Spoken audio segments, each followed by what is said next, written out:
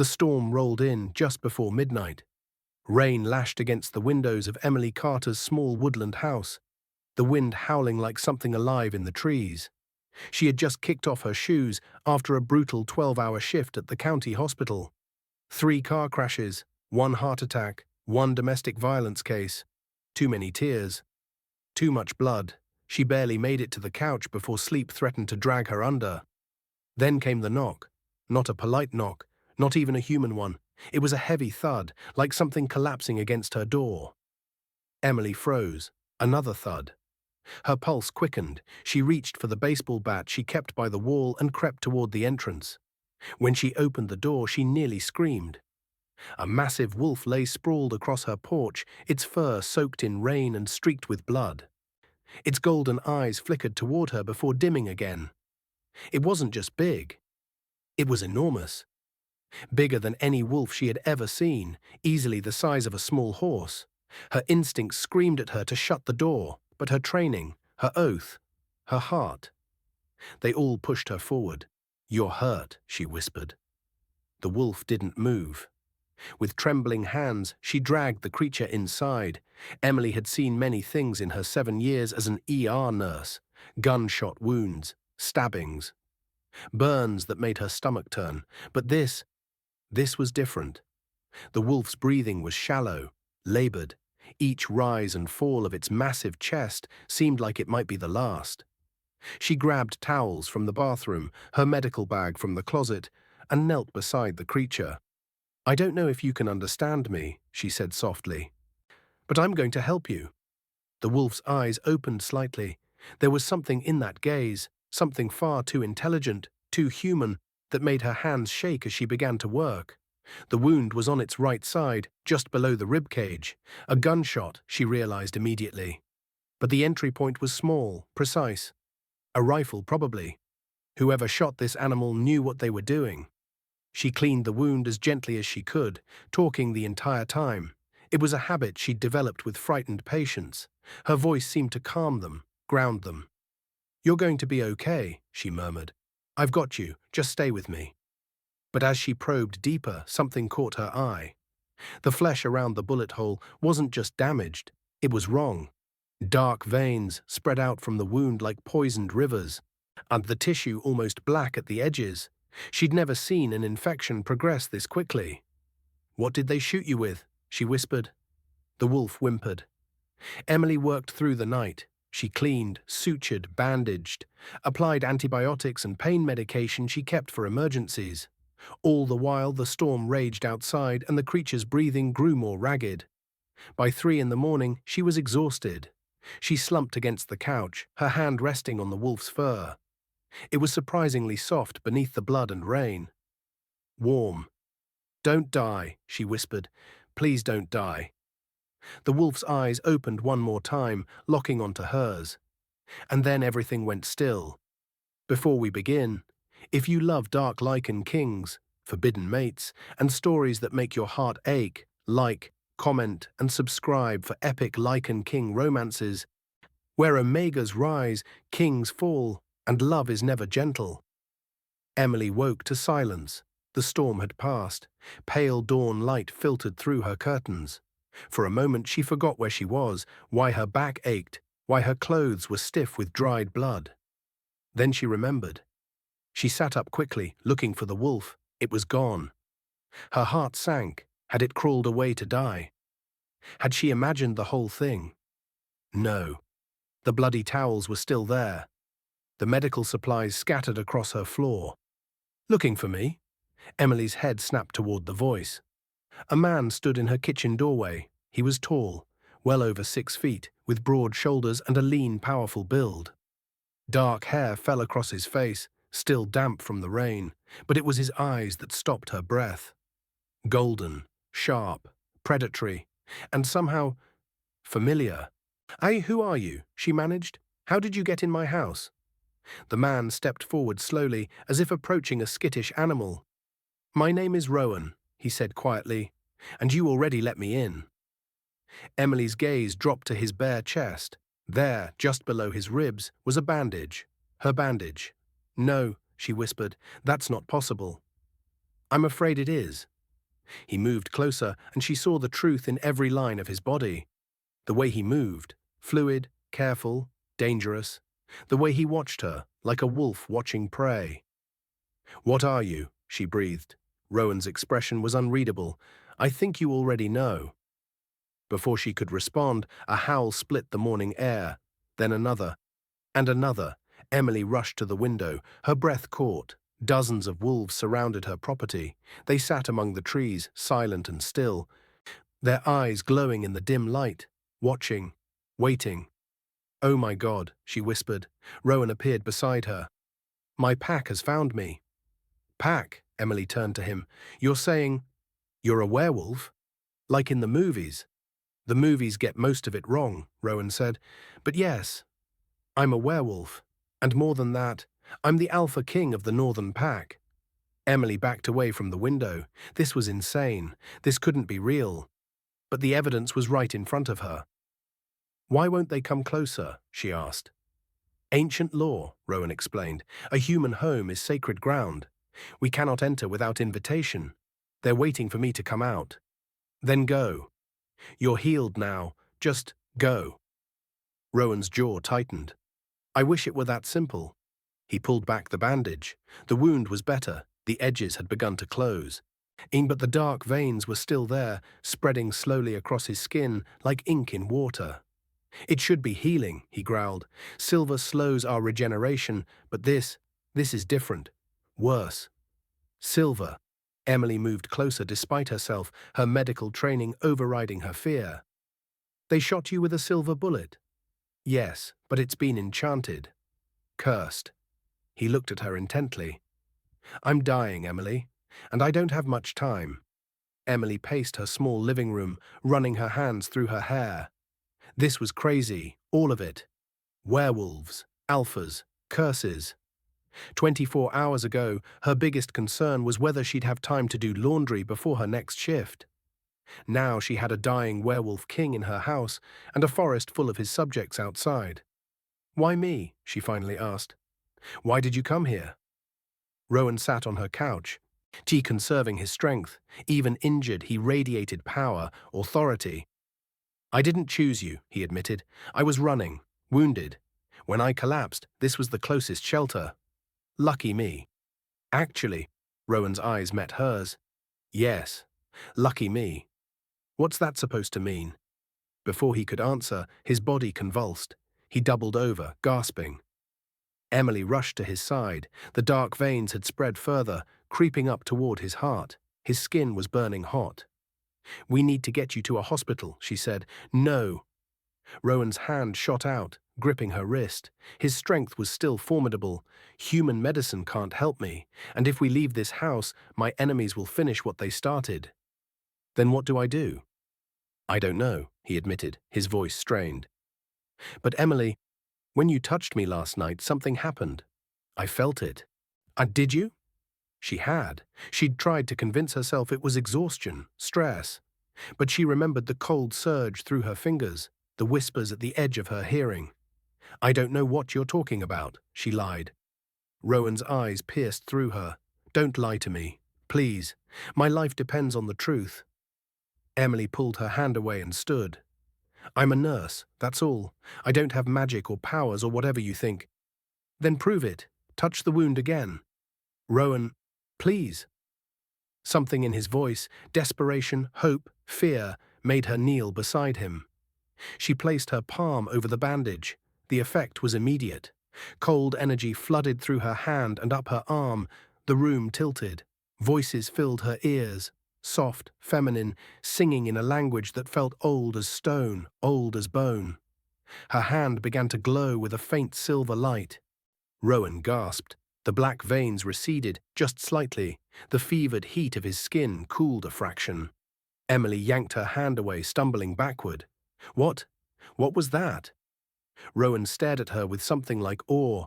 You have magic. Old magic. That's impossible. I'm human. Just human. Are you? Rowan asked gently. Think, Emily. Has anything strange ever happened around you? Things you couldn't explain? She wanted to say no, but memories surfaced unbidden. the patient who should have died but miraculously recovered when she held his hand during his last moments. The garden behind her house that bloomed even in winter. The way animals always seemed drawn to her, unafraid. Small things, coincidences, or so she'd told herself. This can't be real, she whispered. The front door suddenly burst open. 3 massive men entered, moving with the same predatory grace as Rowan. They were all tall, powerfully built, with eyes that held an inhuman gleam. Emily grabbed the baseball bat again. "Who are you? Get out of my house." The lead man, blonde with a scar across his jaw, ignored her completely. His focus was on Rowan. "Alpha," he said, dropping to one knee. The others followed. Rowan's voice was weak but commanding. "Victor, I told you to stay back." "With respect, Alpha, you're dying." "We had to—" Victor's gaze finally landed on Emily. His nostrils flared, his eyes narrowed with suspicion. "What is she?" "The reason I'm still alive," Rowan said. Victor approached Emily slowly. She raised the bat. "Stay back." "Victor," Rowan warned, "don't." But Victor was already studying the wound, his expression shifting from suspicion to shock. "The curse is fading," he breathed. "How?" He looked at Emily with new eyes, dangerous eyes. "That's not medicine," he said quietly. "That's old magic. Witch magic." The word hung in the air like a death sentence. Emily felt the shift in the room immediately. The 3 men who had entered her house were no longer just suspicious. They were hostile, their bodies tensed, hands flexing as if ready to sprout claws. "I'm not a witch," Emily said firmly. "I don't even know what I am." "That's what they all say," the 3rd man growled. He was dark-skinned with tribal tattoos running up his arms. "Before they curse us, poison us." "Marcus, stand down," Rowan ordered, but his voice was weaker now.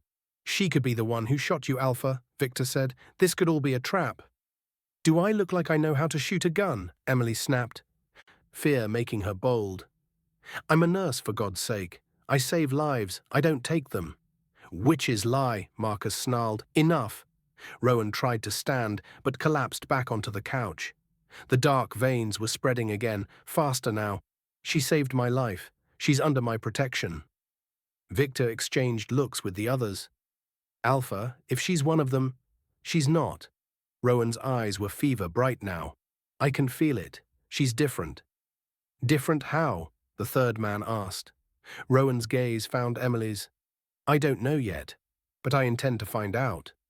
He turned back to his men. "Send word to the pack. No one enters this house without my permission. Set up a perimeter. And find me Marcus's grandmother." "Nana Oakes?" Marcus looked surprised. "Why?" "Because she's the only one left who remembers the old ways. If anyone can tell us what Emily is, it's her." The men didn't look happy, but they obeyed. That was the power of an alpha, Emily realized. Even wounded, even dying, Rowan commanded absolute loyalty. All 3 men bowed and left. The moment the door closed, Rowan collapsed. Emily caught him, barely. He was heavy, burning hot again. "Bedroom," he managed. "I need to rest." She half carried, half dragged him to her small bedroom. He fell onto her bed, his breathing ragged. Emily grabbed more medical supplies, though she knew now they wouldn't be enough. "The magic," Rowan whispered. "Use it again." "I don't know how." "Yes, you do. Trust your instincts." Emily placed her hands on his chest, over his heart. She closed her eyes and tried to find that cold current again. At first, nothing happened. Then, there, a whisper of power, like a stream underground. She reached for it, and it responded. Cold light bloomed beneath her palms. Rowan's breathing eased, the black veins receded further, but this time Emily felt something else, a connection forming between them, like roots intertwining beneath the earth. She could feel his pain, his fear, his fierce will to survive, and beneath it all, something else, something that made her heart race. Recognition. Her eyes flew open and met his. "What's happening to us?" she whispered. Rowan's hand covered hers. His touch was gentle despite his strength. "I think," he said slowly, "we're bonding." By the time the sun fully rose, nearly 100 wolves surrounded Emily's property. She watched from the window in stunned silence. They sat among the trees in perfect stillness, their eyes never leaving the house. Some were massive, like Rowan had been. Others were smaller and sleeker. All of them radiated the same supernatural presence. "Your pack?" she asked. Rowan nodded. He was standing now, stronger after her second treatment, though still clearly in pain. "They're loyal," he said, "but they're also afraid." "Of what?" "Of losing me. I'm not just their alpha, I'm their king. The Northern Pack is the largest in North America. If I die, the power vacuum will tear them apart. Rival packs will attack. Civil war will break out." Emily absorbed this. So no pressure. Despite everything, Rowan smiled. "You have a dark sense of humor." Occupational hazard. A knock at the door made them both turn. "Alpha," Victor's voice called. "Nana Oakes is here." "Send her in," Rowan said. The woman who entered looked ancient. Her skin was deeply lined, her hair white as snow, but her eyes were sharp and knowing. She moved with a wooden cane, but Emily sensed that the frailty was partly an act. Those eyes saw everything. "Rowan," the old woman said warmly, "you look terrible." "It's good to see you too, Nana." The old woman's gaze shifted to Emily, and Emily felt like she was being examined down to her soul. "So," Nana Oakes said softly, "a daughter of the bloodline, I never thought I'd see another." Emily blinked.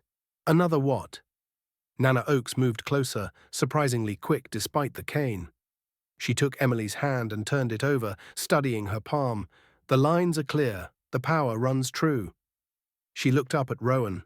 "She's a healer, one of the old blood." "A witch?" Victor asked from the doorway, hand on his knife. "No," Nana Oakes snapped. "A healer. There's a difference, boy. Witches use magic from outside themselves. Borrowed, bartered, stolen. And healers carry magic in their very blood. It's a gift, not a curse." "I've never done magic before," Emily protested. "Not until last night." "You've done it all your life," Nana Oakes corrected. "You just never knew what it was. How many patients have you saved who shouldn't have survived? How many times have you felt drawn to help, compelled by something deeper than duty?" Emily's throat tightened. "Too many times, too many to count." "But why now?" Rowan asked. "Why did her power only manifest when she touched me?" Nana Oakes smiled knowingly. "Because you called to it, Alpha. The bond between healer and wolf is ancient. Older than our packs, older than our laws. When a healer touches their destined wolf, the power awakens." "Destined," Emily repeated. "What does that mean?" The old woman's eyes twinkled. "It means, child, in that you and the Alpha King are bound by fate itself." "That's—" Emily stepped back. "No, I don't believe in fate." "Belief is irrelevant," Nana Oakes said gently. "The bond doesn't ask permission. It simply is." Rowan was very still. "Is she my mate?" The word sent a jolt through Emily. "It's possible," Nana Oakes said. "The signs are there, but the bond is incomplete. For it to fully form, you must both choose it willingly. No magic can force that choice." Emily's head was spinning. This was too much, too fast. "I need air," she muttered, heading for the back door. "Don't go far," Rowan called after her. "The woods aren't safe." She ignored him. Emily stood on her back porch, gulping in the cool morning air. Mate, destiny, ancient bonds. This wasn't her life. This couldn't be her life. She was Emily Carter, nurse, daughter of a librarian and a high school teacher. Normal, human. Except she wasn't, was she? She looked down at her hands. They looked the same as always, capable, steady. But now she knew they held power. Magic. "Emily." She turned to find Rowan standing in the doorway. He'd put on a shirt, one of her oversized hoodies that was tight across his broad shoulders. "I know this is overwhelming," he said. "Overwhelming doesn't even begin to cover it. I'm sorry. If I could have gone anywhere else." "But you couldn't," Emily sighed. "And now we're, what, cosmically linked?" "Maybe." Rowan stepped onto the porch beside her. "But Nana Oakes said it's a choice. You can walk away from this, from me. And if I do?" You die? Probably. Great. No pressure at all. They stood in silence for a moment. In the trees, the wolves watched. What are they waiting for? Emily asked. Permission to approach, to verify that I'm truly alive and recovering. Rowan paused. And to meet you. I don't think they like me very much. They don't know you. They're scared. The last time a magic user got close to our kind, dozens of wolves died. Emily looked at him sharply. What happened? Rowan's jaw tightened. 20 years ago, a coven of witches approached the Western Pack. They offered an alliance, protection. The Alpha accepted. Within a month, half his pack was dead, drained of their power to fuel dark rituals. That's horrible. It left scars, deep ones. Trust doesn't come easily to wolves who remember. Emily understood now. The hostility, the suspicion. They weren't just protecting their Alpha. They were protecting themselves. I would never hurt anyone, she said quietly. I know. Rowan's hand found hers. The touch sent warmth through her, pushing back the morning chill. I can feel it. Your heart, your intentions. The bond may be new, but it doesn't lie. Emily looked at their joined hands. This is crazy. Yes. I should be terrified. Are you? She considered the question honestly. No, and that might be the craziest part.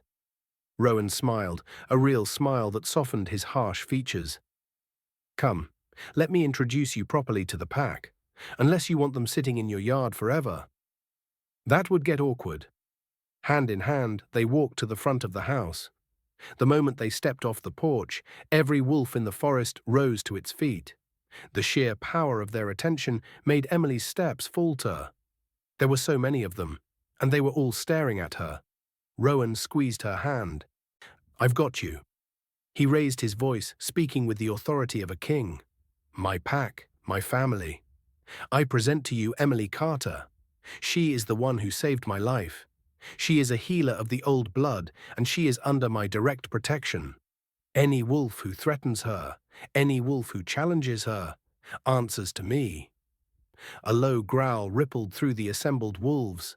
One stepped forward, a massive grey wolf that shifted mid-stride. The transformation was fluid, almost beautiful. Where the wolf had been, a tall man now stood, naked and unashamed. You trust a human, he demanded. His voice was rough, hostile. After what magic did to the Western Pack, after what witches did to your own father. Emily felt Rowan tense beside her. My father's death was tragic, Cole, Rowan said, his voice dropping to a deadly tone. But Emily is not responsible for the sins of others. She is a healer, not a witch, and she is mine to protect. Cole's lip curled. She'll betray us, they all do. Enough. The word cracked like a whip. Rowan's eyes began to glow gold. You question my judgment. The challenge hung in the air. Cole held Rowan's gaze for a long moment, then dropped his eyes and bowed his head. No, Alpha. Good. Rowan's voice softened slightly. I understand your fear, but I will not let it rule us. Emily saved my life. For that alone, she deserves our respect. Slowly, reluctantly, the wolves lowered their heads. All except one. A beautiful woman with silver blonde hair stepped forward. She was dressed in leather and moved with lethal grace. Alpha, she said, her voice cool. If she is truly a healer, let her prove it. There are others who need healing. Others who've been wounded in the fight that nearly killed you. Rowan looked at Emily. Isla makes a fair point. Are you willing? Emily's first instinct was to refuse. These wolves didn't want her help. They wanted her to fail. But then she thought of the injured. Whoever they were in pain. And she was a healer, both by training and, apparently, by blood. Show me, she said. They brought her to a clearing deep in the woods. 5 wolves lay there, wounded and guarded by others. Emily's medical training kicked in immediately, assessing injuries even as she approached. Slash wounds, broken bones, burns. What happened to them? She asked. Ambush, Victor explained. He'd accompanied her along with Rowan and a dozen guards.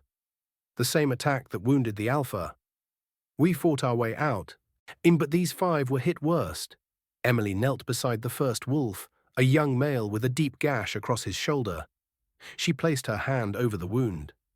Nothing happened, the pack murmured. Emily felt their judgment like physical weight. I don't know how to control it, she admitted. It just happens. Then make it happen, Isla said coldly. Isla, Rowan warned. But Emily understood. These wolves needed proof. They needed to see that she was more than a threat. She closed her eyes and searched for that cold current of power. But the more she grasped for it, the more it slipped away. Frustration built in her chest. These wolves were suffering because she couldn't figure out her own magic. Stop trying to force it, Nana Oakes's voice said. Emily opened her eyes. The old woman had appeared at the edge of the clearing, leaning on her cane. Magic isn't about control, child. It's about trust. Trust yourself. Trust the power. Trust that it knows what to do. How? Emily asked desperately. Stop thinking like a nurse with protocols and procedures. Feel like a healer. The wolf before you is hurt. What does he need? Emily looked at the young wolf, really looked. He was afraid, she realized, in pain and scared and trying to be brave, just like every patient she'd ever treated. Her heart softened. She placed her hand on his fur, not trying to force anything, just offering comfort, compassion. You're going to be okay, she whispered. The power came like a river breaking through a dam. Cold light bloomed under her palm. The whispers returned, those ancient feminine voices singing in harmony. The gash began to close, edges knitting together smoothly. The young wolf whimpered, then relaxed. When Emily pulled her hand away, the wound was completely healed. The pack erupted in shocked murmurs. Emily didn't wait for their reactions. She moved to the next wolf, then the next. Each time the power came more easily. Each time the healing was faster, more complete. By the time she reached the fifth wolf, she was exhausted but exhilarated. Magic thrummed through her veins like electricity. It felt right, natural. It felt like coming home. When she finished, she stood on shaky legs. Rowan was there immediately, steadying her. That was incredible, he said softly. The pack was silent now. Even Isla looked grudgingly impressed. Victor stepped forward and knelt. I apologize for my suspicion, healer. Your gift is extraordinary.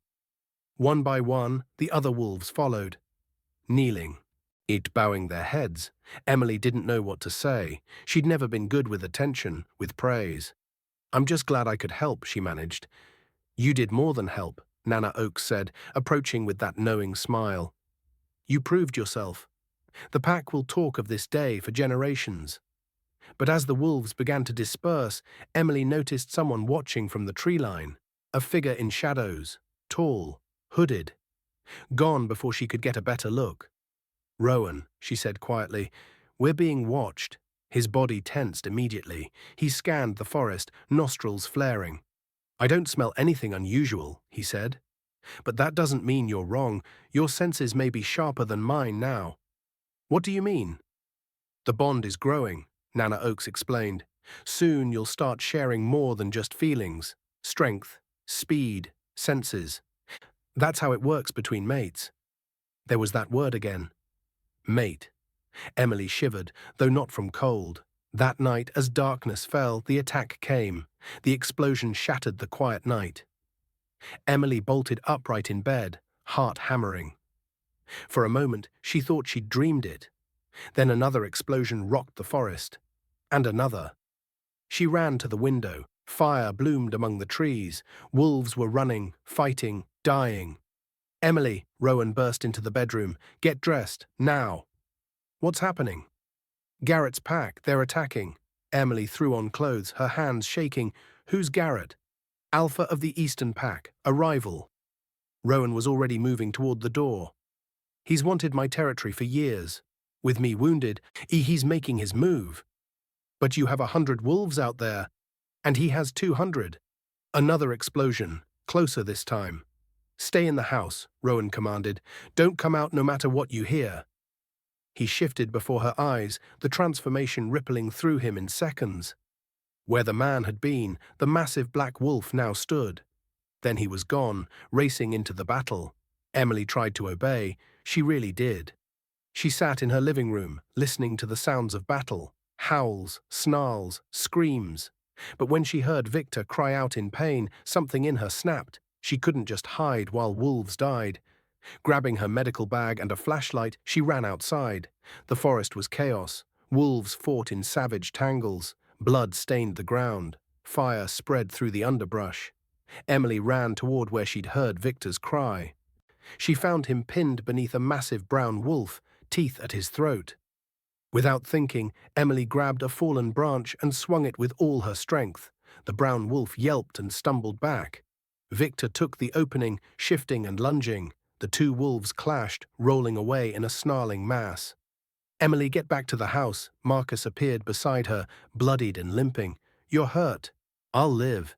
"You won't if you stay out here." But Emily had already spotted another wolf, lying still with a broken leg.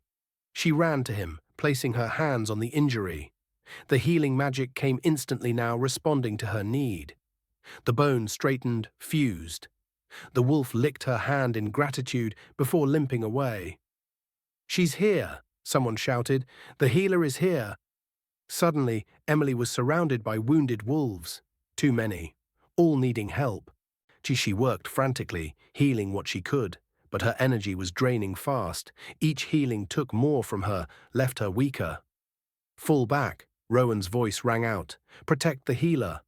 A circle of wolves formed around Emily, the Northern Pack's strongest warriors. They fought viciously against the Eastern Pack's assault. But there were too many enemies. A huge grey wolf broke through the line, heading straight for Emily. She raised her hands instinctively. The magic that burst from her palms was different this time. Not healing light, but crackling silver energy. It hit the attacking wolf square in the chest, sending him flying backward. Emily stared at her hands in shock. "She's a weapon," someone breathed. "No," Emily said. "I'm a healer." But the damage was done. She'd shown that her power wasn't just for healing, it could harm. And the Eastern Pack wolves pulled back slightly, wary now. A massive silver wolf stepped forward. Even from a distance, Emily could feel his power. This was Garrett. Rowan moved to intercept him. The two alphas circled each other, growling. This was more than a battle. It was a challenge for dominance. "You're weak, Rowan," Garrett's mental voice rang out. All wolves could hear it. "Wounded, relying on a human witch to survive. Pathetic." "She's not a witch," Rowan snarled, "and I'm strong enough to end you." "Prove it." They clashed with terrible violence. Emily had never seen anything like it. The two massive wolves fought with primal fury, all teeth and claws and savage strength. Trees splintered, earth tore. Rowan was faster, more skilled. But Garrett was right. He was still wounded. The curse had weakened him. An unlucky strike sent Rowan crashing into a tree. Garrett pounced. "No!" Emily screamed. She ran forward, heedless of the danger. She couldn't watch Rowan die, couldn't lose him. The bond between them flared to life, golden and bright. Emily felt Rowan's pain, his desperation, his fierce will to protect her even as he faced death. And she felt something else, a wellspring of power deep within her, untapped until now. She touched that power, and everything changed. Light exploded from Emily's body, silver and blinding. It washed over the battlefield like a wave, and every wolf, friend and foe alike, stumbled under its force. When the light faded, Emily stood transformed. Her eyes glowed silver, her hands crackled with energy, and around her the very air seemed to shimmer with ancient power. Garrett backed away, fear in his eyes. Rowan stared at her in awe. "You want to hurt him?" Emily's voice rang out, not quite her own. It held echoes of those ancient feminine voices. "You'll have to go through me," Garrett snarled. "You're protecting him. Foolish girl, you'll die with him." "I don't think so." Emily raised her hands. The silver energy gathered, coalescing into something solid, tangible. A barrier of light formed around Rowan, protecting him. "Retreat," Garrett commanded his pack. "Now!" The eastern wolves fled into the forest. The moment they were gone, Emily collapsed. She woke in her own bed. Sunlight streamed through the windows. For a moment, she thought it had all been a dream. Then she felt the bone-deep exhaustion, the strange new awareness humming in her veins. And Rowan, sitting in the chair beside her bed, watching her with those golden eyes. "How long was I out?" she asked. "2 days." Emily sat up quickly, too quickly. The room spun. Rowan steadied her. "Easy, you nearly drained yourself completely. Nana Oakes said it's a miracle you survived." "The pack?" "Safe, thanks to you." Rowan's hand cupped her face gently. "You saved us, Emily, all of us." "I didn't know I could do that. The barrier, the power." She looked at her hands. They looked normal again. "What am I?" "Something extraordinary." Rowan's thumb brushed her cheek. "Something precious." "I hurt that wolf, the one who attacked me." "You defended yourself. There's no shame in that." "But I'm supposed to heal, not harm." "You're supposed to survive," Rowan said firmly. "The magic responds to your needs, your emotions. You needed to protect yourself, so it did." Emily leaned into his touch, suddenly overwhelmed. Everything had changed so fast, her entire life, her understanding of herself, her future. "What happens now?" she whispered. "Now," Rowan hesitated, "now I have to deal with the consequences of this battle. Garrett won't give up. He'll come back, stronger, with allies. And Victor? Victor is missing." Emily's head snapped up. "What?" "When you collapsed, the chaos provided cover. Garrett's wolves took him." Rowan's jaw clenched. "We found signs of a struggle at the eastern border. Victor fought, but he was already wounded. They overwhelmed him. We have to get him back." "We will. But it won't be easy. Garrett will use Victor as leverage, try to force me into a challenge I can't win in my current state." "Then heal," Emily said. "Let me finish what I started." She placed her hands on his chest, over the wound that had started this all. The magic came instantly, warm and powerful. The last of the dark veins faded. The silver bullet's curse dissolved like mist in sunlight. Rowan gasped as his full strength returned. When Emily pulled her hands away, he was completely healed. "Thank you," he said softly. "Thank me by getting Victor back alive." Rowan's eyes burned with determination. "I will. I swear it." He stood, and Emily saw him truly for the first time as what he was, an alpha king, powerful and dangerous and utterly compelling. "Come with me," he said, extending his hand. "Where?" "To the pack. They need to see you. See us together." Emily took his hand and let him lead her outside. The pack had gathered in the clearing, hundreds of wolves, all watching as Rowan and Emily emerged from the house. But Rowan raised his voice so all could hear. "My pack, we face dark times. One of our own has been taken. Our enemies grow bold, but we are not defeated." He pulled Emily close, his arm around her waist. "This woman saved my life. She saved many of your lives. She has proven herself a true healer, a protector, a warrior when needed. I ask you now to accept her, not as an outsider, not as a human, but as one of us." The pack was silent. Then Nana Oakes stepped forward. "She has my blessing," Marcus followed. "And mine." Isla was next. "She fought beside us. That's enough for me." One by one, the wolves voiced their acceptance. When the last had spoken, Rowan looked at Emily. "There's one more thing," he said quietly, for her ears alone. "Something I need to ask you." "What?" "Be my mate, truly, completely. Bond with me under the full moon." Emily's breath caught. "Rowan, I know it's fast. I know you barely know me, but the bond is already there, Emily. You feel it. I feel it. We're stronger together, and right now, strength is what we need." He was right. She did feel it. The connection between them, growing deeper with every moment. But this was forever.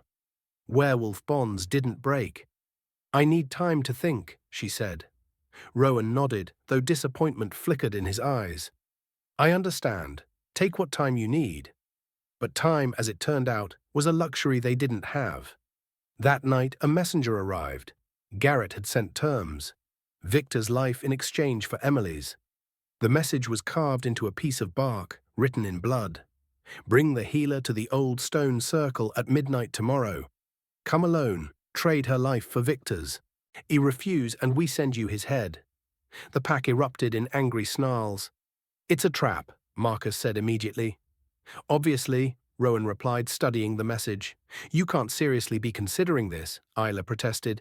Garrett wants Emily's power. If he gets it, he won't. Rowan's voice was steel, because we're not following his terms. Emily had been silent, processing. Now she spoke. What if I want to go? Every head turned to her. Absolutely not, Rowan said flatly. Victor was taken because of me, because he was protecting me. Victor was taken because Garrett is a coward who can't win a fair fight. Rowan moved close to her. I won't trade your life for anyone's, not even Victor's. Then what's your plan? Rowan's eyes gleamed. We hunt. That night, a small group assembled in the forest. Rowan, Emily, Marcus, Isla, Assam and 3 of their best trackers. Garrett said to come alone to the stone circle, Rowan explained, but he never said we couldn't find Victor first. He's holding him somewhere in his territory. We find him, we extract him, and we get out before Garrett knows what happened. His territory is massive, Marcus pointed out, and heavily guarded. That's where Emily comes in, Rowan said. Emily looked up.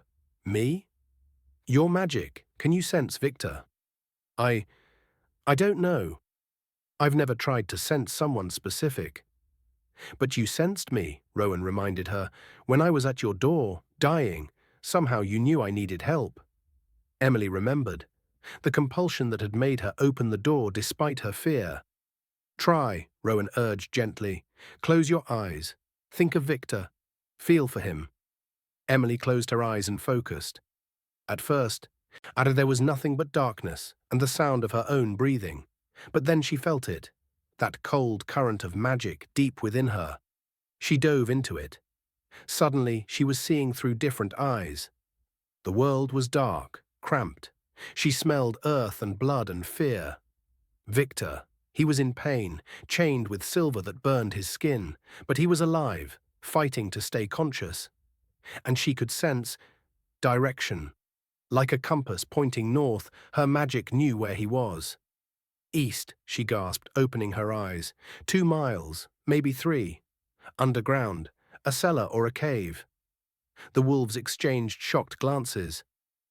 How could you possibly know that? Isla asked. I don't know, I just do. Rowan smiled. Then we follow the healer. They moved through the forest like shadows, silent and swift. Emily led the way, following that invisible thread of magic. Rowan stayed close beside her. She could feel his presence like a warm anchor, grounding her as the magic pulled her forward. They crossed into Eastern Pack territory within an hour. We're being watched, Marcus murmured. I know, Rowan replied. Stay sharp. Emily stopped suddenly. Don't step there. Rowan looked down. A symbol was carved into a tree trunk at waist height, glowing faintly with sickly green light. A ward, one of the trackers breathed. If we'd crossed it, every wolf for miles would know. They circled carefully around it, only to find more wards scattered through the forest. This is intentional, Isla said. They're funneling us into a trap. Then we don't follow their path, Rowan decided. He looked at Emily. Can your magic get us around the wards? Emily studied the glowing symbols. Her magic recoiled from them. They were wrong, twisted, dark. Which magic? She said. Whoever made these knows what they're doing. Can you break them? Maybe. Emily approached the nearest ward carefully. She placed her hand near it, not quite touching. Her silver light flared. The green glow of the ward flickered, then died. Yes, she said, but it takes time and power. We don't have much of either, Marcus said grimly. Rowan made a decision. Emily breaks the wards. The rest of us guard her. Move.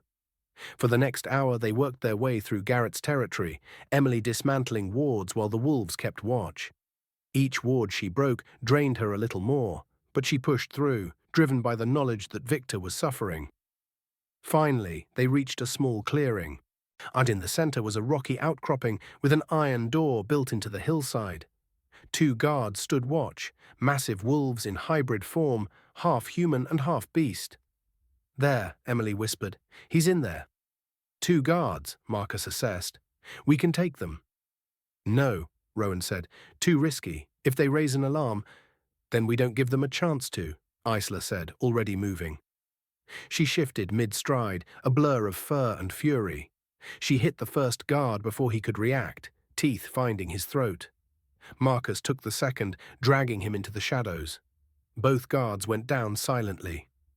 Clear, Isla reported, shifting back to human form and wiping blood from her mouth. Rowan tried the iron door. Locked. Emily placed her hand on it. Her magic probed the mechanism, searching for a way through. "It's warded too," she said. And reinforced with silver. I can't break it." "Then we go through," Rowan said. He braced himself and pulled. The door screamed in protest but held. Even an alpha's strength wasn't enough. "Together," Marcus said, joining him. Then Isla, then the trackers. 5 wolves pulled in unison. The door tore from its hinges with a shriek of tortured metal. They descended into darkness. The cellar was small, dank, and reeked of blood. Victor hung from the wall, chained with silver that had burned deep grooves into his wrists and ankles. His eyes flickered open as they approached. "Alpha," he rasped. "Trap." "I know," Rowan said, already working on the chains. "We're getting you out." Emily placed her hands on Victor's burns. The healing magic flowed, but weakly now. She was running on fumes. Still, the worst of the damage faded. Victor could at least move. "Can you walk?" Marcus asked. "Can I run?" Victor corrected, getting to his feet with a wince. "Because we need to run." "Agreed," Rowan said. "Everyone out, now." They emerged from the cellar to find the clearing surrounded. Dozens of wolves, all Eastern pack, and standing at their head was Garrett himself, now in human form. He was tall, scarred, with cruel eyes that gleamed with triumph. "I knew you'd come," he said. "So predictable, Rowan. Always the hero." "Let us pass, Garrett," Rowan said calmly. "You've lost Victor. There's no reason for more bloodshed." "Oh, but there is," Garrett smiled. "You see, I don't just want Victor. I want the healer. Her power is too great to leave in your hands. She's not yours to take. Then I'll take her from your corpse." Garrett shifted. His wolf form was enormous, almost as large as Rowan's, with silver-grey fur and scars that spoke of countless battles won. Rowan shifted as well, placing himself between Garrett and Emily. The 2 alphas circled each other. "You're weak," Garrett's mental voice projected to all. "Cursed. Your pack is fracturing, your territory shrinking. Step aside and let me take what's mine." "Never," Rowan snarled. They clashed with devastating force. Emily watched in horror as the 2 massive wolves fought. They were evenly matched, both powerful, both experienced, but Rowan was freshly healed while Garrett was well rested. The fight was brutal, primal. Blood splattered the ground. Around them, the other wolves watched, tense and ready. Northern pack and Eastern pack on the brink of all-out war. Emily knew she should stay back, stay safe. But she couldn't watch Rowan fight alone. She reached for her magic and found almost nothing left. She drained herself, breaking wards, healing Victor. But there was one thing she could still do. She stepped forward, placing herself in the circle of combat. "Stop," she commanded. Both alphas froze, shocked by her audacity. "You want me, Garrett," Emily said, her voice steady despite her fear. "Then take me. But let them go, all of them. Northern pack leave safely. That's the trade." "Emily, no," Rowan started. "Yes," Garrett said immediately, shifting back to human form. "The healer for safe passage. I accept." "I don't," Rowan growled. Emily looked at him. Through the bond, she sent a single thought. "Trust me." Rowan's eyes widened. Then slowly he nodded. Emily walked toward Garrett. She could feel the Eastern pack closing in, cutting off escape routes. See the triumph in Garrett's eyes. He reached for her, and Emily unleashed every last drop of magic she had. Not healing light this time, not protective barriers, pure concentrated force. The explosion of power sent every wolf flying backward. Trees cracked. The ground itself seemed to shudder. "Run!" Emily screamed. The Northern pack didn't hesitate. They grabbed Victor and fled into the forest.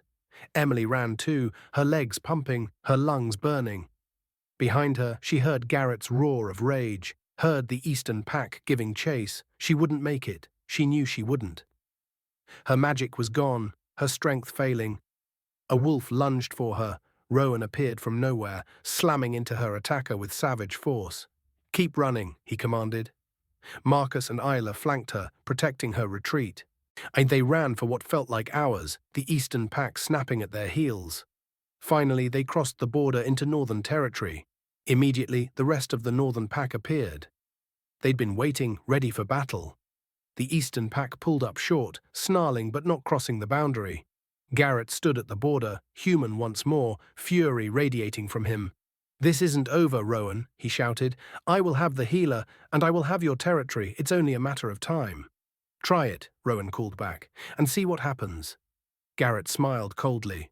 "Oh, I will. At the next full moon. Traditional challenge. You and me, to the death. Winner takes all. Territory, pack, and your precious healer." The words hung in the air like a death sentence. By ancient law, no alpha could refuse a traditional challenge. Rowan knew it. Garrett knew it, and now Emily knew it too. "I accept," Rowan said quietly. Garrett laughed and disappeared into the trees, his pack following. In the silence that followed, Emily's knees gave out. Rowan caught her before she hit the ground. "I've got you," he murmured. "You're safe now." But as he carried her home through the moonlit forest, Emily knew the truth. None of them were safe. Not until Garrett was dealt with. And the full moon was only 3 days away. Emily woke to find herself in Rowan's bed. Not her house anymore, his home. A large cabin deep in pack territory, surrounded by guards. For a moment she panicked, then she remembered. Victor's rescue. The fight. Garrett's challenge. 3 days until the full moon. 3 days until Rowan might die. She found him on the cabin's porch, staring out at the forest. Or dawn was breaking, painting the sky in shades of gold and pink. "You should be resting," he said without turning. "So should you." Rowan smiled faintly. "I've rested enough. Now I need to prepare." Emily moved to stand beside him. "For the challenge." "Yes." "Can you win?" Rowan was silent for a long moment. "I don't know. Garrett is strong, ruthless, and he's had years to plan this. But you're the Alpha King. A title doesn't guarantee victory." Rowan finally looked at her. "But I have something Garrett doesn't." "What?" "You." Emily's breath caught. "Rowan, the bond between us makes me stronger. I feel it every time you're near. Your magic, your strength, your heart, it all flows into me." He took her hands. "But it's not complete, not yet." Emily knew what he was asking, what he'd asked before: complete the bond. Or become his mate fully. "I'm scared," she admitted. "So am I." "You're an Alpha King. You don't get scared." "I'm terrified," Rowan said softly, "of losing you, of failing my pack, of dying before I get to truly know you." His honesty broke something open in Emily's chest. She'd been holding back, afraid of moving too fast, of losing herself in something she didn't understand. But maybe that was the point. Maybe some things couldn't be understood, only felt. And what she felt for Rowan was real, powerful, right. "Okay," she whispered. "Okay? I'll complete the bond, tonight." Rowan's eyes blazed. "Are you sure?" "No, but I'm sure about you. And right now, that's enough." He pulled her into his arms, holding her like she was something precious, breakable. "Thank you," he breathed into her hair. That night, the pack gathered under the full moon. Not the night of the challenge. That was still 2 days away. But close enough that the moon's power sang in every wolf's veins. Emily stood in the center of a sacred circle, marked with stones that had stood for generations. She wore a simple white dress that Isla had given her. Rowan stood opposite her, wearing nothing but loose pants. Tribal marks had been painted on his chest and arms, symbols of the Alpha King. Nana Oak stood between them, officiating. "Under the witness of the moon and the pack," the old woman intoned, "we gather to bind 2 souls, human and wolf, healer and alpha, 2 halves of one whole." The pack howled in unison, a sound that raised goosebumps on Emily's arms. "Emily Carter," Nana Oak said, "do you accept this bond freely, understanding that it can never be broken, That Rowan's pain will be your pain, his joy your joy, his life bound to yours until death. Emily's voice was steady. I do. Rowan, Alpha King of the Northern Pack, do you accept this bond freely? Understanding that Emily's fate will be your fate, her struggles your struggles, her heart bound to yours until death. I do, Rowan said, then seal the bond as our ancestors did. With blood, with breath, with the blessing of the moon. Nana Oakes produced a small ceremonial knife. She made a shallow cut on Emily's palm, then on Rowan's. They pressed their hands together, blood mingling. Immediately Emily felt it. The bond that had been forming between them, tentative, incomplete, suddenly snapped into place with stunning force. It was like being hit by lightning and falling in love and coming home all at once. She gasped. Rowan's eyes glowed gold. Breathe together, Nana Oakes instructed. They did, their breathing synchronizing until Emily couldn't tell where her breath ended and his began. Speak the words. Rowan spoke first, his voice resonating with power. I claim you as my mate, my heart, my home, from this moment until my last breath. Emily's response came from somewhere deep within her, from that place where her magic lived. I claim you as my mate, my strength, my destiny, from this moment until my last breath. The moon seemed to pulse above them.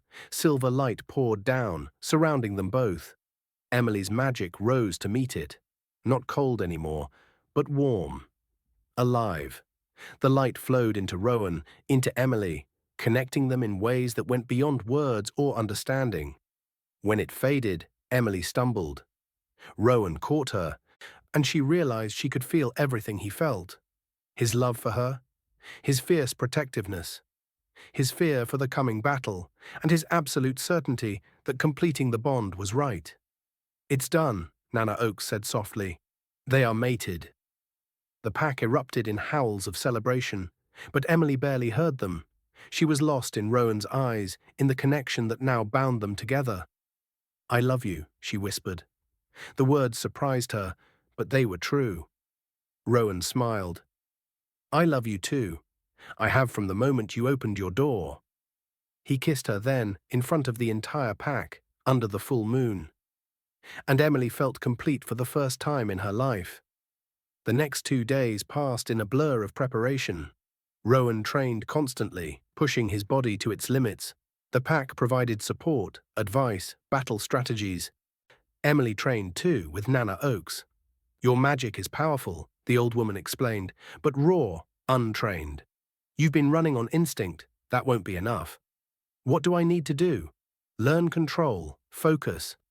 The bond makes you stronger, but it also makes you vulnerable. If Rowan is hurt, you'll feel it. If he dies, I'll die too, Emily finished. She'd learned that about mate bonds. They didn't survive death. Yes. So you need to be able to protect yourself, and him, if necessary. They practiced for hours, Emily learning to summon her magic at will, to shape it, to control its intensity. She learned that her power responded to emotion.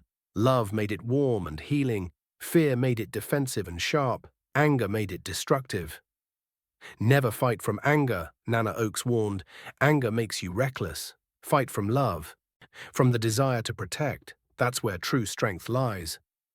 On the morning of the full moon, Emily woke before dawn.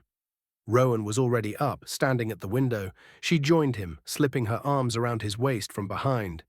How are you feeling? She asked. Ready? Liar. He turned in her arms, managing a small smile. Terrified. Better? More honest, at least. Emily pressed her hand to his chest, feeling his heartbeat, strong, steady. You're going to win.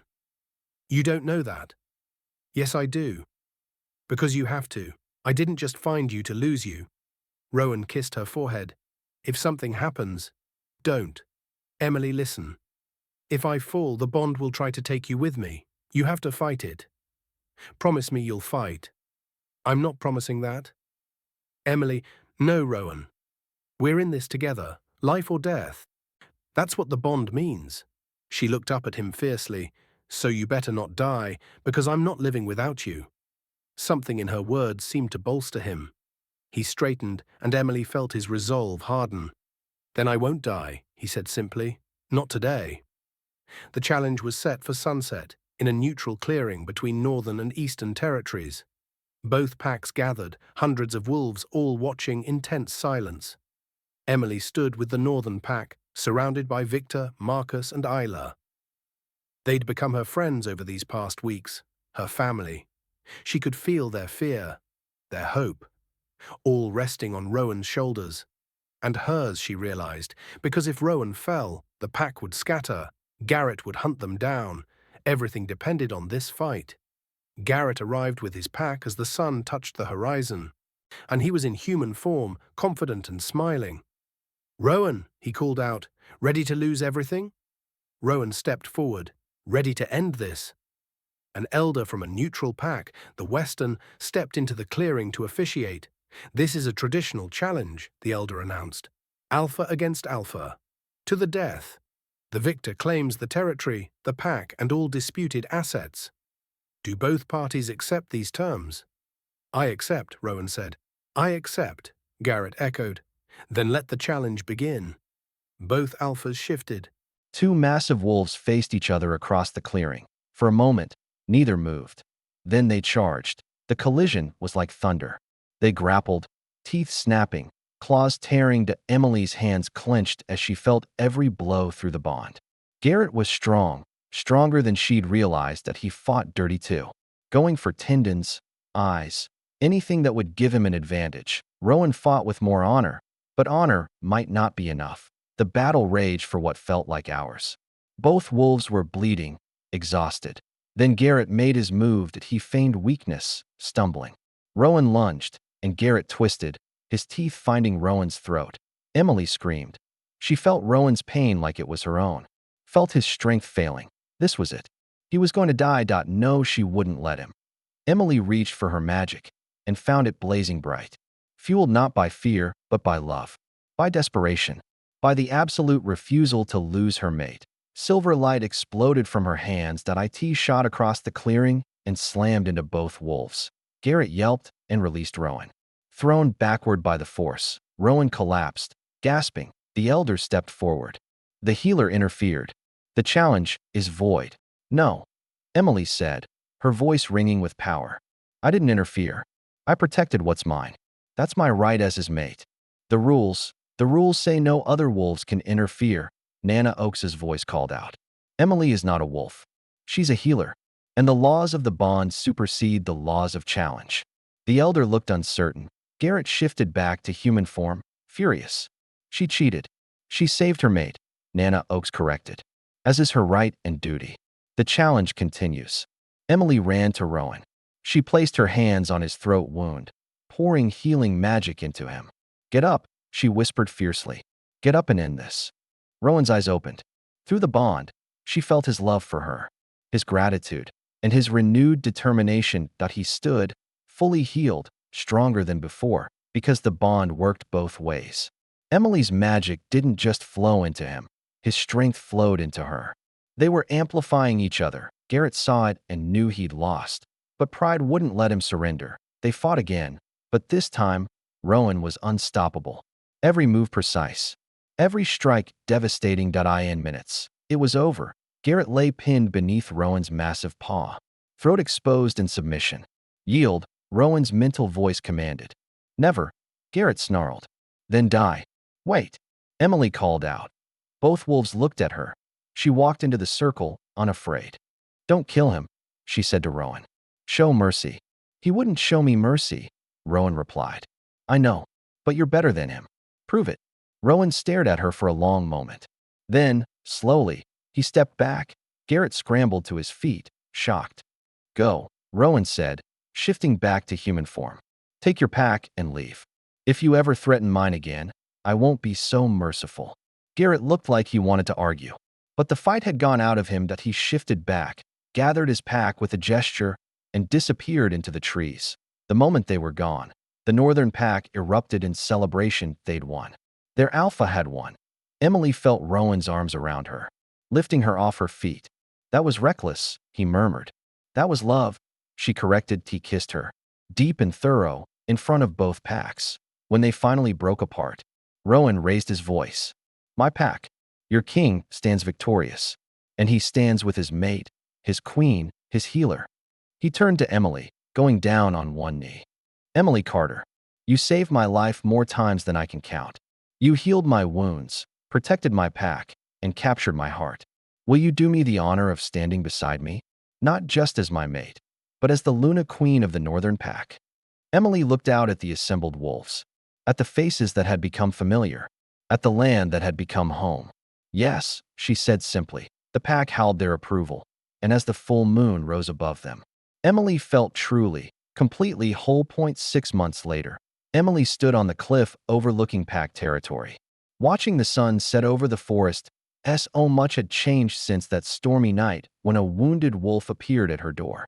She was no longer Emily Carter, small-town nurse. She was Emily, Luna Queen of the Northern Pack, healer, mate to the Alpha King, and she'd never been happier.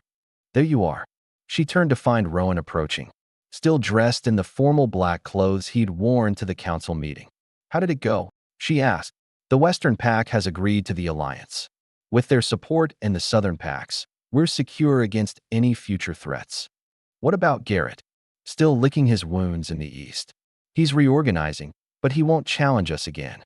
Not after what happened. Emily leaned back against Rowan's chest as his arms came around her. They stood in comfortable silence, watching the stars emerge. I have news, Emily said eventually. Oh, Nana Oakes confirmed it this morning. I'm pregnant. Rowan went completely still. Then he spun her around, eyes wide. We're? Emily laughed at his stunned expression. Yes, we're having a baby. A pup. Whatever you want to call it. I don't know what to say. Start with whether you're happy. Happy. Rowan's face broke into the biggest smile she'd ever seen. Emily, I'm beyond happy. I'm terrified and thrilled and completely overwhelmed. He kissed her, gentle and reverent. A child, he murmured. Our child. Are you worried? About what it will be? Human or wolf or something in between? No. Whatever they are, they'll be perfect. Because they're ours. Emily felt tears prick her eyes. Hormones, probably. But also joy. Pure, unfiltered joy. A howl echoed from the forest below. Then another. The pack had somehow sensed the news. They were celebrating. They know, Emily said. Of course they know. They probably knew before we did. Rowan laughed. This is huge news for the pack. The first child of a healer and an alpha king in over a century. No pressure on the kid. Then, none at all. They stood together as the pack's howls of celebration filled the night. But Emily's happiness was suddenly interrupted by a chill down her spine. She tensed. What's wrong? Rowan asked immediately. I don't know. Something feels off. Emily's magic had grown stronger over the months. She could sense things now that she never could before. Danger. Threats. Dark magic. And right now, every instinct was screaming that something was wrong. Emily, Victor burst from the tree line, running at full speed. He shifted mid-stride. Alpha. Luna. We have a problem. What kind of problem? Rowan demanded. Scouts just reported movement on the eastern border. Not Garrett's pack. Something else. Show me, Rowan commanded. They ran through the forest, Emily keeping pace easily. The bond had changed her body too, made her faster, stronger, more durable to the eastern border. A group of scouts had gathered. There, one of them pointed. Emily looked, and her blood ran cold. Dozens of figures moved through the trees on the other side of the boundary. But they weren't wolves. They were humans, dressed in dark robes, carrying staffs that glowed with sickly green light. Witches, Marcus breathed. No, Emily said, her magic recoiling from their presence. Something worse. Those aren't witches. Those are warlocks. Dark practitioners who've given up their humanity for power. How many? Rowan asked the scouts. At least 50. Maybe more. They've set up camp just beyond our border. What do they want? As if in answer, one of the robed figures stepped forward. When he spoke, his voice carried unnaturally, reaching all of them despite the distance. We seek the healer, the one who carries the old blood. Deliver her to us, and we will leave your pack in peace. Emily felt Rowan's rage through the bond. Not happening, he growled. The warlock smiled. Then we will take her by force. You have until the next full moon to decide. After that, we come for her. and anyone who stands in our way will die. The figures melted back into the shadows, disappearing like smoke. Silence fell over the assembled wolves. We need to call the council, Victor said. All the allied packs. This is bigger than us. Rowan nodded, but his focus was on Emily. Are you okay? I'm fine. But Rowan, I know what they want. What? My magic. My blood. It's powerful, powerful enough to fuel dark rituals for years. She placed a hand on her stomach. And now that I'm pregnant, carrying a child that's both human and wolf, both healer and alpha, I'm even more valuable to them. They'll never get near you, Rowan swore. I'll tear them apart first. It's not that simple.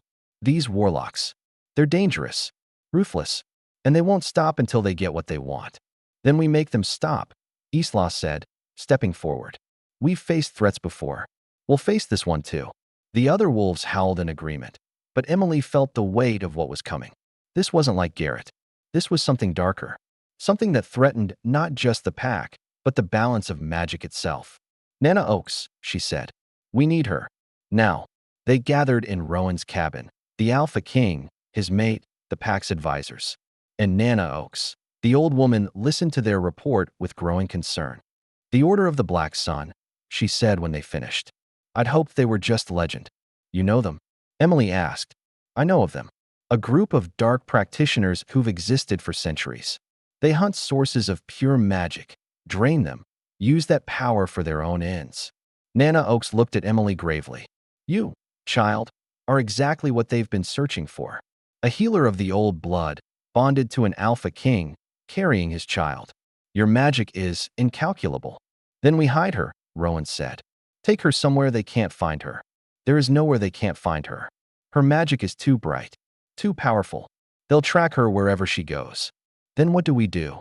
Marcus asked. Nana Oaks was silent for a long moment. There is one option. An old ritual. It would bind Emily's magic, make her invisible to their tracking. But it comes at a cost. What cost? Emily asked. Your magic would be locked away, sealed until the threat has passed. You would be human again, vulnerable. And the bond with Rowan. It would weaken, not break, but fade to a whisper. No, Rowan said immediately. There has to be another way. There isn't, Nana Oaks said sadly. Not that I know of. Emily's mind raced. Give up her magic? Give up the bond that had become as essential to her as breathing? But if it protected her child, protected the pack, how long would the seal last? She asked. Months. Maybe years. There's no way to know. It would last until the Black Sun moves on or is dealt with. And my baby? Would they be affected? The child would be protected inside you. Their magic developing naturally. But once born, Nana Oaks trailed off. They'd be at risk too. Emily finished. She looked at Rowan. Through their bond, she felt his conflict. His desire to protect her warring with his knowledge that this might be the only way. I need time to think, Emily said. We don't have much time, Victor reminded her gently. The next full moon is in 3 weeks. Then I have 3 weeks to decide. Over the next weeks, Emily wrestled with the choice. Give up her magic, or risk everything fighting the Black Sun. She talked to Rowan endlessly, but he wouldn't make the decision for her. It's your magic, your choice, he insisted. I'll support whatever you decide. She talked to Nana Oaks, learning everything she could about the ritual. She even talked to the pack, feeling their fear and their hope in equal measure. But in the end, it was a quiet moment alone that gave her the answer. She was in the garden behind the cabin, her garden now, where she grew healing herbs and flowers. Her magic made everything bloom. Even in the cold, she placed her hand on a wilting rose, and it perked up immediately. Vibrant and healthy, this was who she was. Healer, protector, life giver. She couldn't give that up, not even to hide from threats, because if she hid now, she'd be hiding forever. And that wasn't the life she wanted for herself or her child. She found Rowan in his study, poring over maps and battle plans. I'm not doing the ritual, she said. He looked up. Emily, I know it's dangerous. I know it's risky, but my magic is part of me. It's how I saved you, how I protect the pack, how I'll protect our child. She moved to him, taking his hands. I won't hide who I am. Not anymore. Rowan's eyes searched hers. Then we fight. We fight. He pulled her close. I won't let them take you. I know. And I won't let them hurt our family. The next full moon came, and with it, The Black Sun made their move. They didn't attack the border as expected. Instead, they struck at the heart of pack territory. Dark magic ripped through the wards Emily and Nana Oaks had set up, shattering them like glass. Warlocks poured into the forest, their green glowing staffs lighting up the night. The pack met them with fang and claw, but magic against teeth was a brutal matchup. Wolves fell, struck by spells that burned or froze or simply stopped their hearts. Emily ran toward the battle, her hands already glowing with silver light. She healed the wounded as fast as she could, her magic blazing bright. Too bright. The warlock saw her immediately. Three of them broke from the main assault, heading straight for her. Rowan intercepted the first, his massive wolf form tearing into the warlock with savage fury. Marcus and Isla took the second, but the third got through that he was fast, faster than any human should be. His staff swung toward Emily's head. She ducked and unleashed a blast of power that sent him flying. But more were coming. Too many. Fall back, Rowan commanded. Protect the Luna. The pack reformed around Emily, creating a living wall of fur and fangs. But the warlocks kept coming, and then Emily felt it. A surge of dark magic. Gathering at the edge of the battle, the leader of the Black Sun stepped into view. That he was ancient, his face more skull than flesh, his eyes burning with unholy power. Give us the healer, he commanded, his voice like grinding stone. Give her to us, and we will spare your pack. Never, Rowan snarled. The ancient warlock smiled. Then you all die. He raised his staff.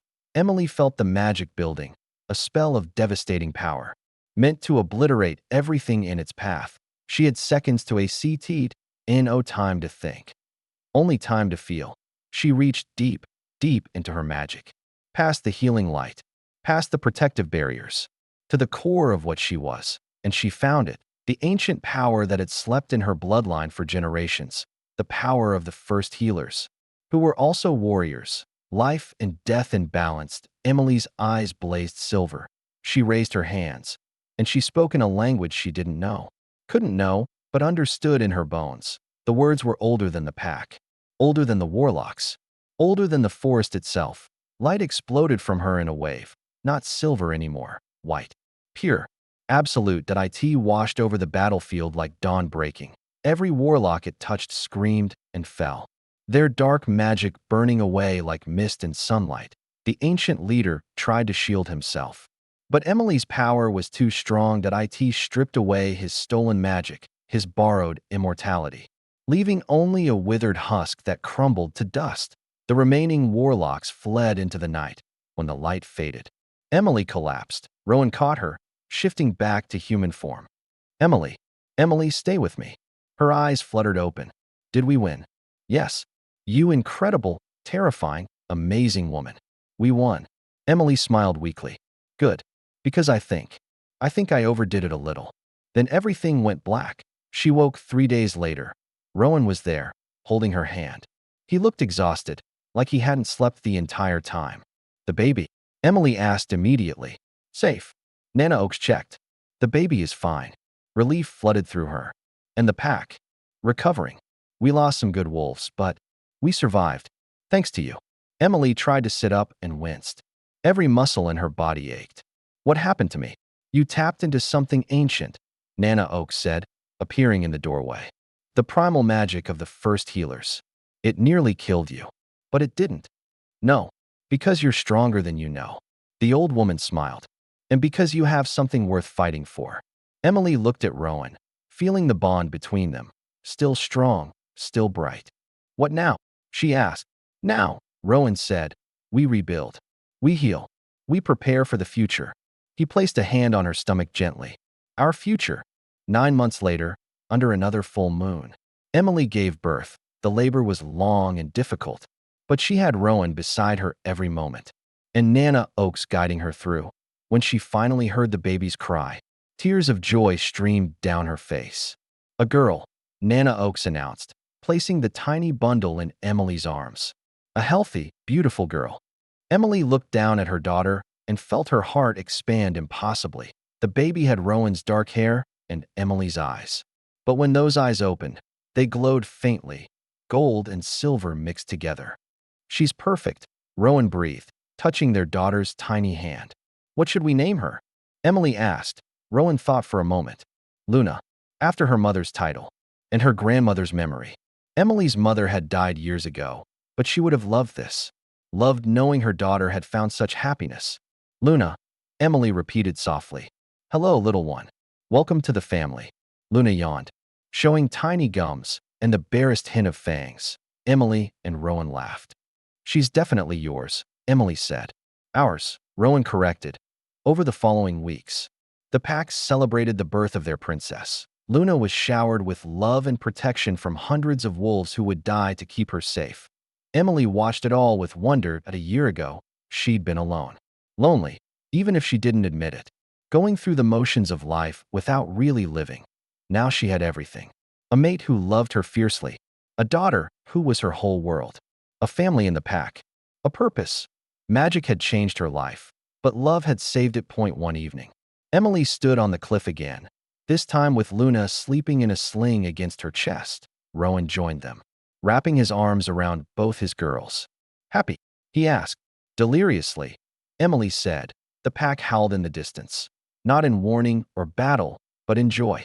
In celebration of life and family and the bonds that held them together.